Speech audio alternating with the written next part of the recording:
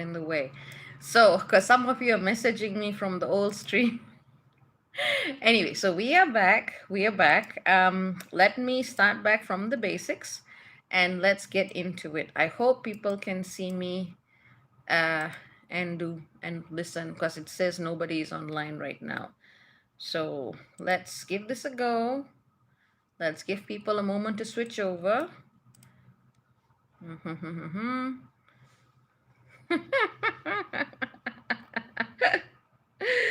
Well, it's not surprising. This eclipse is conjunct Mercury retrograde. I think it's a big success that I'm even online. And you know what's the irony? For once, I'm actually at a place with decent internet, and now this happens.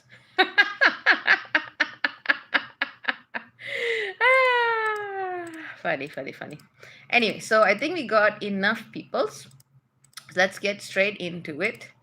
And yeah, okay. So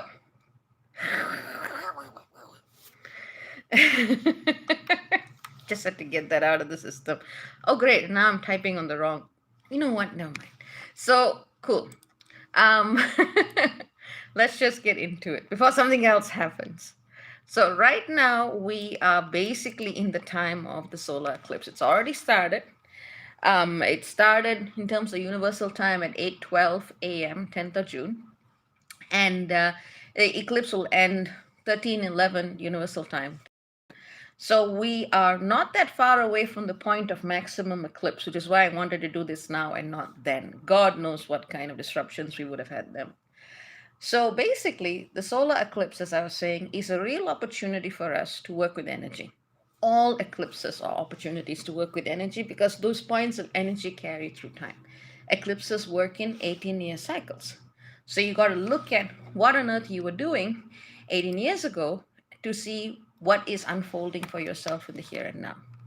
And this is the thing. In a single year, we get a couple of eclipses. It's not just one or two events. So really, we're constantly working through 18-year cycles every single year throughout our lives. It's a very powerful number. So if we were to look at this eclipse, what does it mean? What does it do? What does it signify? Thinking about it, you got to look at what the sign is. It's the sign of Gemini. Gemini communicates.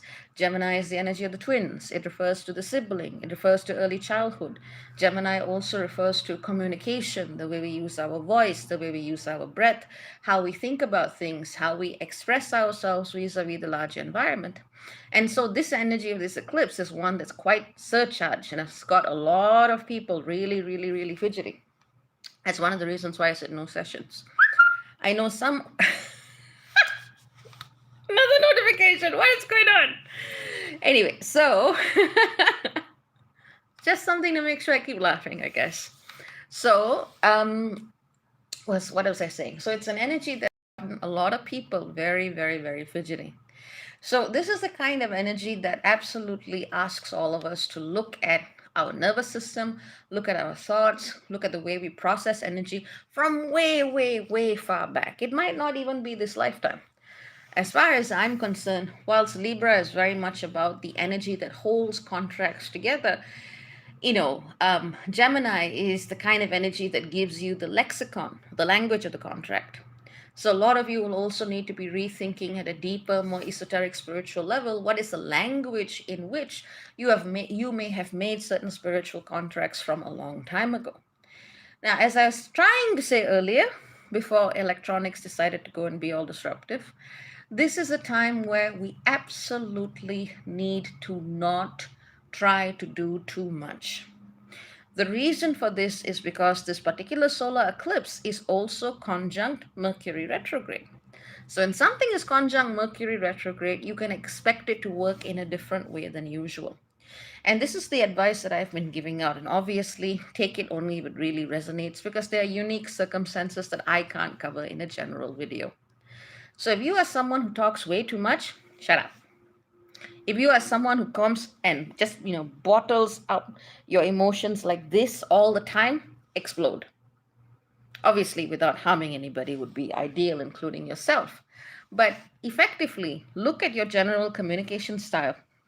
Look at the way, what have you normally held within, what have you normally just erupted all over the place.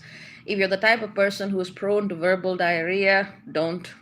It's not going to help you. If you're the type of person who just, just to get one single word out of you is kind of like trying to get water from a stone, please go do something with yourself and start expressing what you need to do.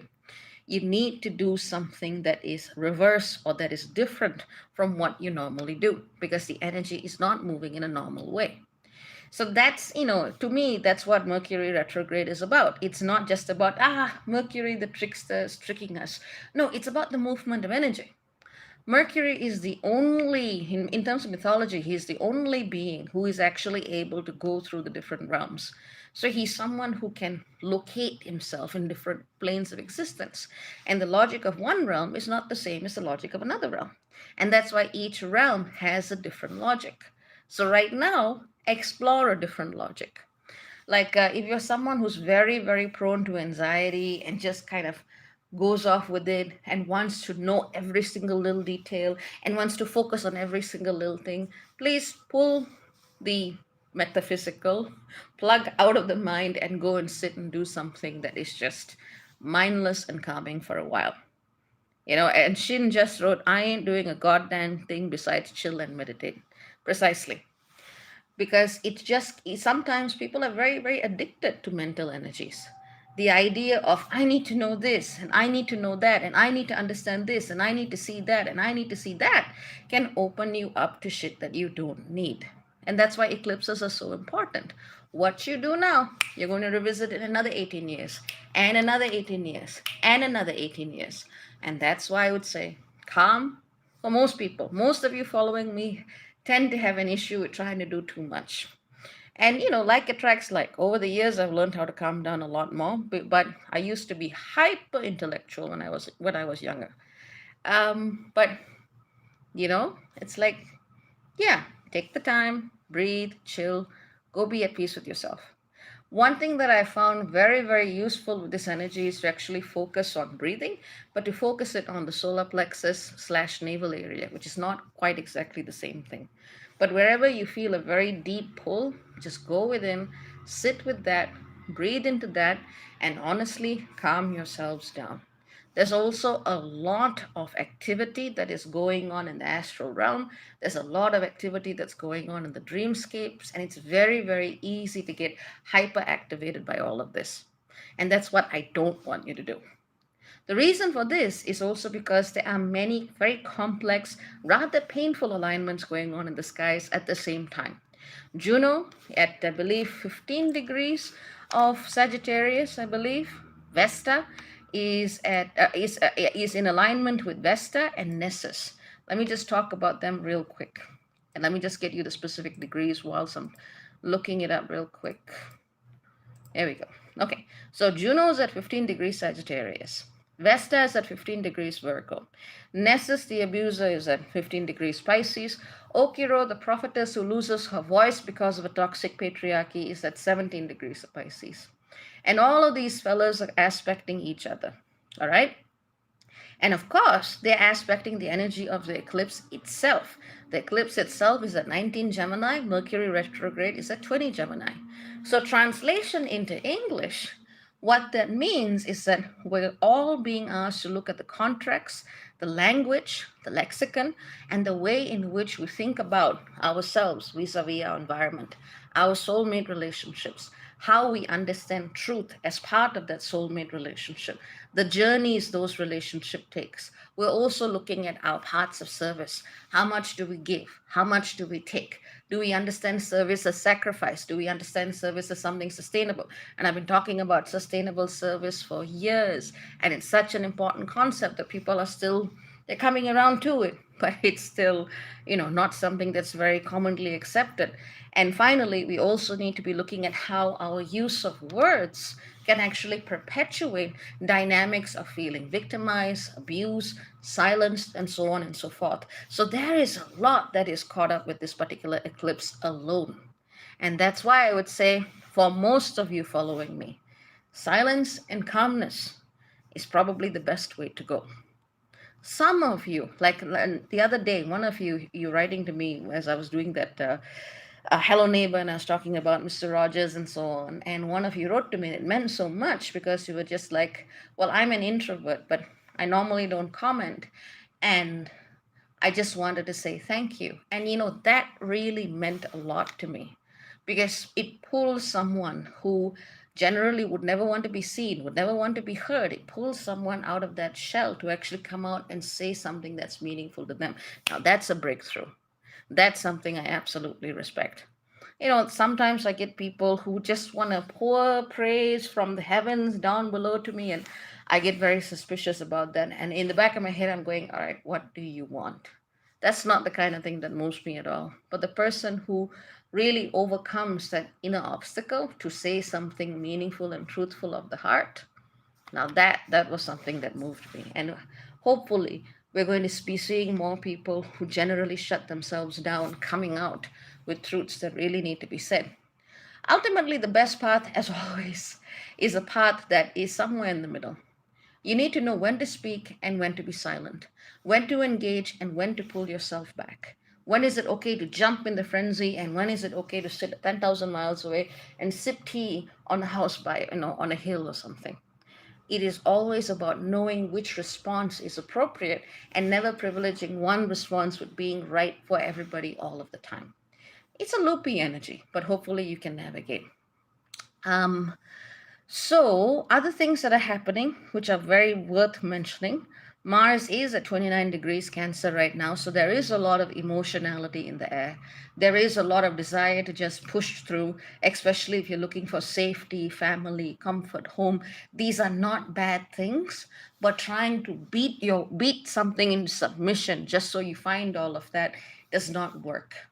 So know that there is a big emotional impulse, there is a big emotional push, but emotions do not clarify energy. When you try to push something through and it's just not the right time to do that, you end up muddying the waters a fair bit. So just be aware of that inner emotional dynamic. Naturally, there's more I can say about this eclipse because astrology, you can go on and on for endlessly, but that's not really going to be a huge benefit. These are the key lessons, the most important lessons I would say the general public needs to know. When in doubt, sit, breathe, focus on your navel. Now, the other thing that's coming up, and one of the reasons why this eclipse is even more charged than usual, is because we are coming up to the second Uranus-Saturn square this year on June the 14th.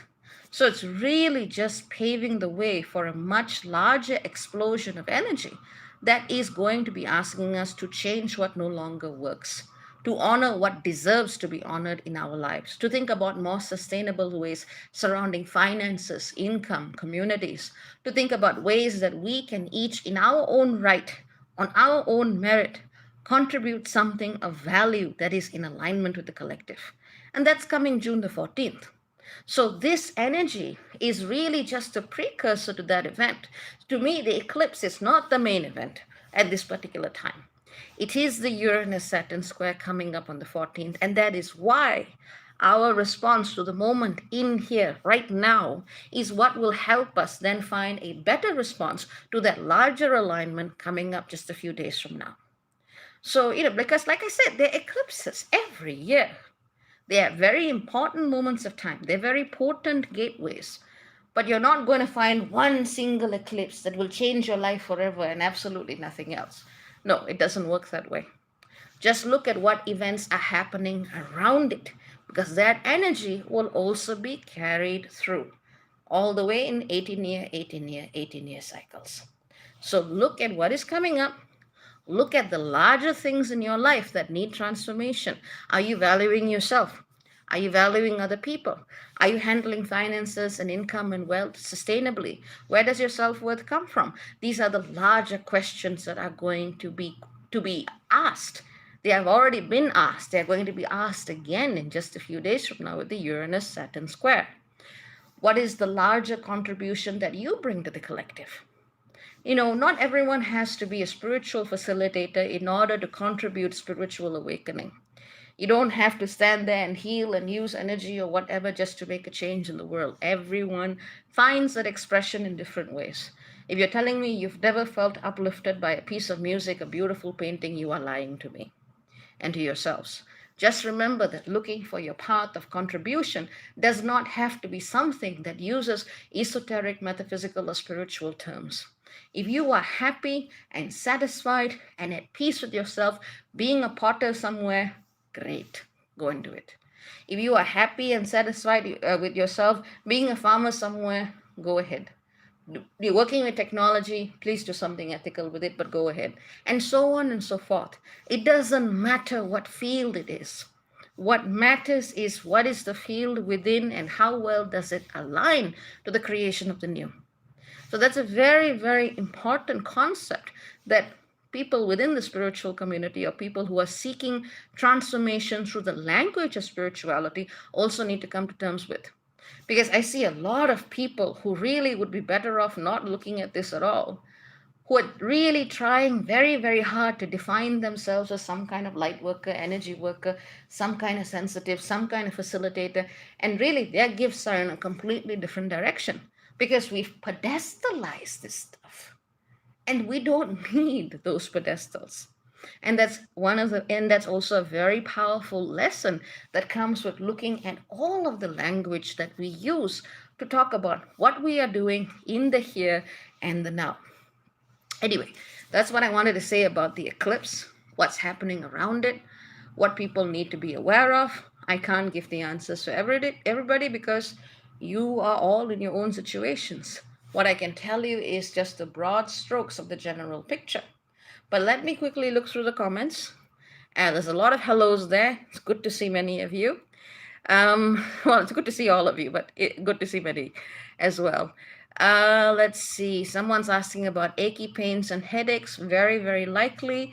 A lot of people, especially hypersensitives, people who feel through their bodies, people who have fibromyalgia, people who are somatic psychics, or just, who pick up energy directly with their bodies, you're likely to be more hypersensitive at this time. Very, very, very normal response to that.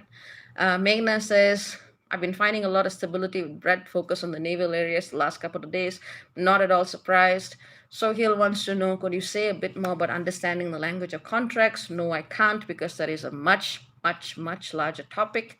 But effectively, to give you a very simple example, the way deconstruct the language that you use when you talk about your spiritual path. When you talk about how great it is to be of service and how your service has brought you so much of pain, you need to look at the assumptions that you have packed in the word service.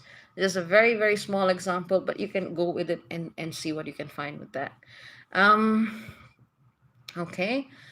Shin said someone messaged them about changing the dynamic of relationship and it triggered them badly that you had to leave them on scene for now. Fair enough. If you just need a little bit of time to process things, it is perfectly okay to tell someone, hey, I need a little bit of time. It's not about you. It's just a bad time right now. Let's table this discussion to whatever date you see fit. Personally, I am putting a window till about the 18th till things start to, I'm not going to say calm down, but the more erratic energies may find some point of balance. Because after that, we are, of course, looking at the sun entering Cancer, another turning of the astrological wheel. We are basically headed towards the solstice. So, there's going to be more energies coming through, but don't use this as the time to make key and critical and definitive decisions. It is Mercury retrograde. Use this as an energy of investigation. That's the safest way of looking at that. Let's see. Dusana said something I like. Big emotions won't clear the systemic barriers that are between me and what is needed. Exactly. Black God says, good day, Dr. B. Good day, lovely to see you. How is the Saros cycle different from the Metonic moon cycle? Not exactly what I'm talking about now, but perhaps I can reply to you by way of the comments. So if you check back maybe in about half an hour or so, I hope to have a more detailed explanation for you there. VB says, hello, Dr. B. I was thinking about you yesterday, VB. I hope you're well. Let's see. Dusana says, the flare has had me flat for days now. The skies are intense.